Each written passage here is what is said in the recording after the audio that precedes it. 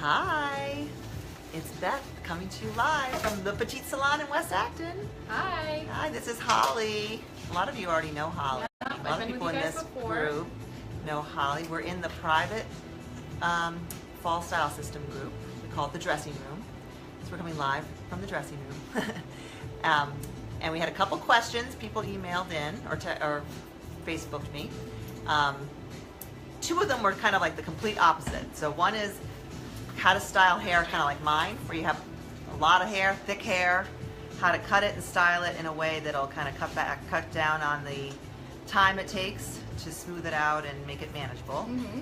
And then the opposite question for people who have fine hair, maybe what products you recommend or styling techniques for fine hair that can feel kind of yucky when you put a lot of product in it. So I'm going to start with, do you want me to start? Yes. So I'm going to start with people that have the finer hair.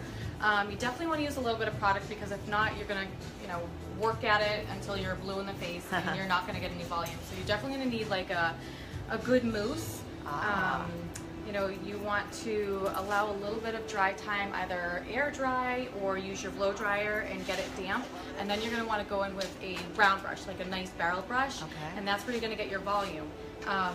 Let me ask you this. Do you have a particular mousse for fine hair that you recommend, a brand? Definitely, yep. So my favorite is from Colorproof.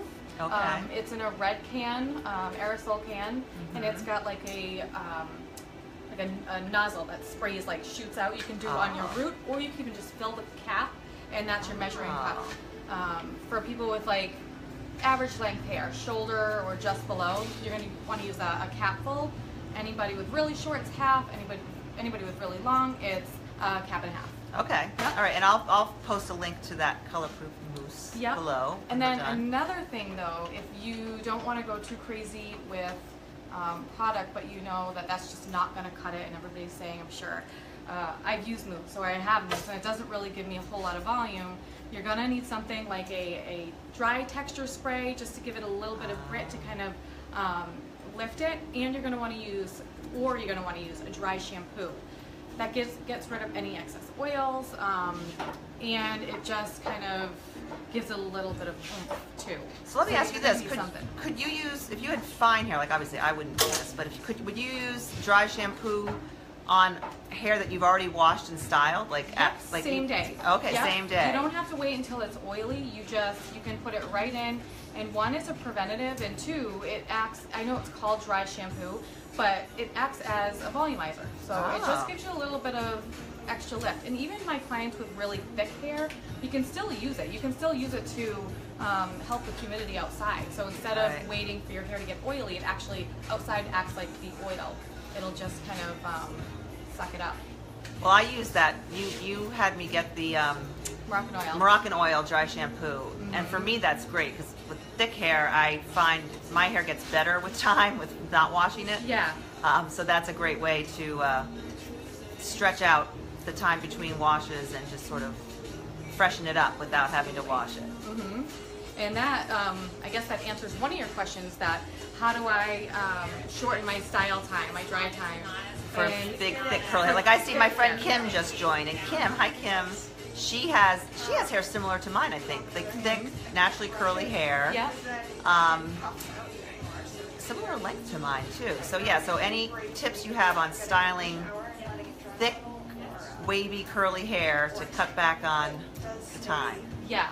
So one is the dry shampoo, and that way you're not doing it every day or even every other day. Just want to make sure I'm still in the shot. That, and then you can also do a lot of quick drying, like just fast drying with your fingers and the blow dryer, getting most of that dampness out, because obviously you don't want to go from completely wet hair and then start styling. Your arm's gonna break. That's a mistake I know I make. Yeah. So you think you should really get a lot of the, how dry should you get it before you start styling? You can even get it to like 70% dry. Oh. If you go too dry, your hair's already decided what it wants to do, and then you're gonna work just as hard as if you went from completely wet. Okay. But about 70% dry. Yep. 70%. All right. Well, that would cut back on time. A lot of time. Yep. So even if you're trying to go for a straight look and because for me, if I go 70% dry, there's going to be a lot of curl. But if you still have that 30% to then smooth out, and it will you definitely need it eliminate to be the- just a little bit damp, but not wet. but not wet. All right, well Nope. that alone's a great tip. And then another thing is if you're one with really thick, kind of just difficult hair, you Frizzy. frizzy. So go ahead, hair. say it. Yeah, You have frizzy hair. If you've got really difficult, unruly frizzy hair, that's just not. No matter what you do, it's not gonna. Here, Yeah, my poor Beth. Holly knows but my Beth hair. gets keratin. And Yes. that's another question, but I'll Somebody leave that asked- for right. a little bit. Beth gets keratin to help smooth out her frizzy, unruly hair, to cut down on dry time, styling time. So that's an answer all around Right. to that problem. right. Um, Somebody had written in asking how long. I think it was Anne asked how long it lasts, and that depends on your hair, right? Like for depends on me, your it doesn't hair. last as long, unfortunately. But some people get up to 6 months out of it, Some right? people really do. It depends on how often you wash your hair. The less, the better. It's going Right. to last a lot longer. I do find that with my clients with more coarse hair, more difficult hair, it doesn't last as No, long. right. But it'll still last you about 3 months. Yep. And That's you what I have to make find. sure you're using the right shampoo, conditioner, whatever your stylist recommends. Otherwise, it's not going to last you at all. Right. You got to use the sulfate, paraben-free, sodium chloride-free, all the free. Right.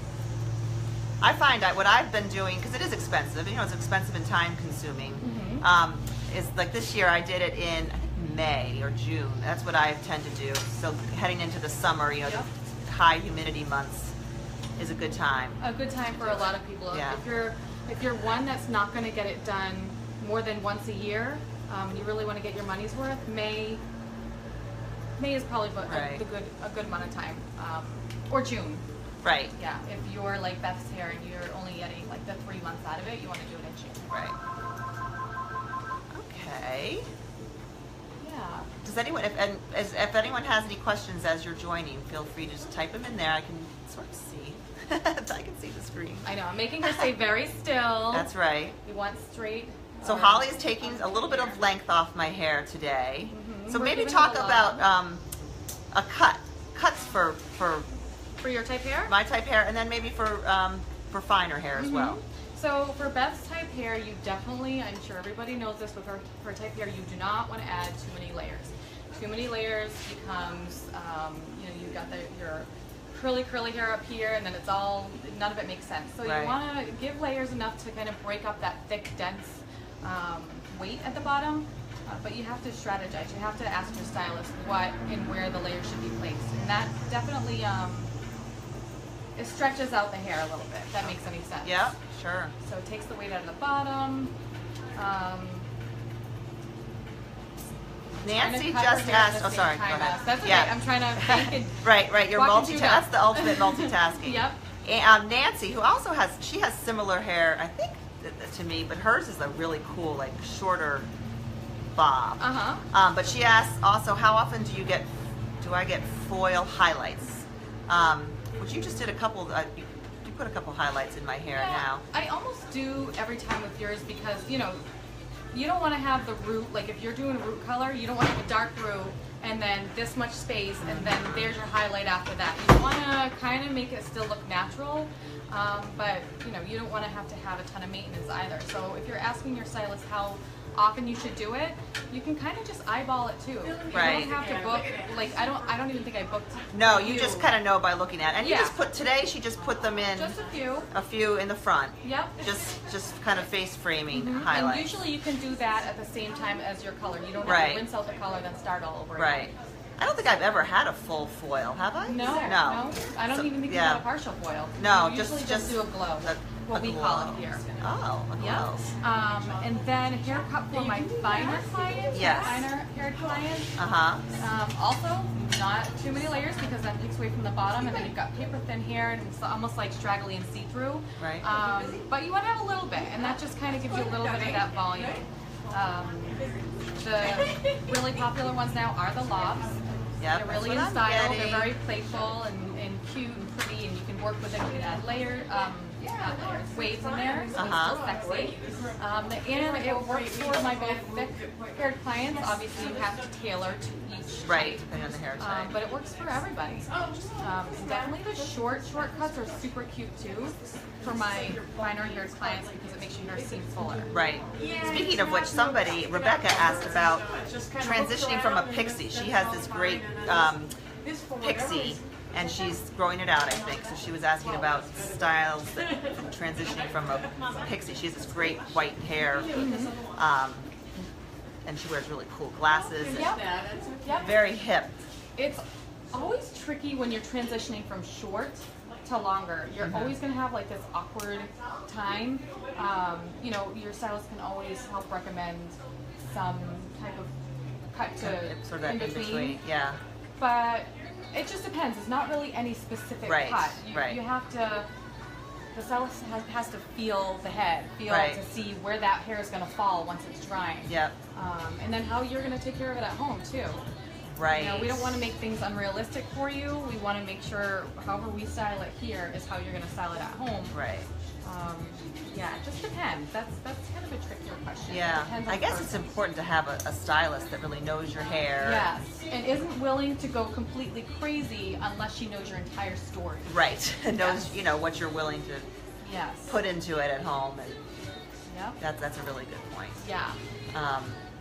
Well, what I'm thinking we'll do now, because I'm going to let Holly finish my cut, and maybe I'll come back on real quick after she's styled it and dried it, so you can see the finished product. I'm going to add one more thing. Okay, please do. To clients with fine hair, if you ever want to make it seem fuller, highlights. You add highlights in there to give it dimension, because instead of one matte flat color, you're looking at all kinds of different tones in there, and it makes the eye look at it as a thicker head of hair.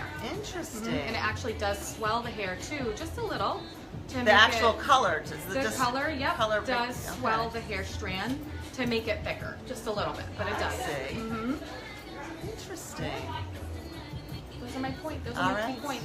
Oh, one last thing that we wanted to talk about, and there was a woman in here earlier with this beautiful gray. What color was her gray. hair? Natural. It was gray, but it's like a she's salt got and pepper.